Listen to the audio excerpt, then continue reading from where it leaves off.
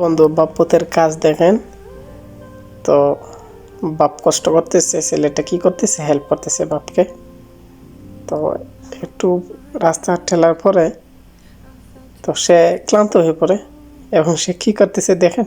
বাপের এদিকে মারাত্মক লেভেলে কষ্ট হচ্ছে, সে আরবি উড়াইতে পারতেছে না, আর ছেলেটা উপরে উঠে বসে রয়েছে। বাবা এখন নিচে পিছনের দিকে তাকাইয়া তো বাঘ, ছেলে আমাকে কোথায় নেওয়া একটু হেল্প করবে। সে আমার গাড়িতে বসে পড়ছে এবং বাবা গুসা করে একটা থাপ্পড় দিয়েছে।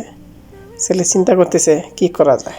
বাবাকে বলতেছে, বাবা একটা বুদ্ধি এসেছে, দাঁড়াও আমি একটা গাড়ি নিয়ে আসতেছি তোমার জন্য। এই যে দেখুন, এখন ছেলে গাড়ি চালাচ্ছে আর বাপ আরাম করতেছে।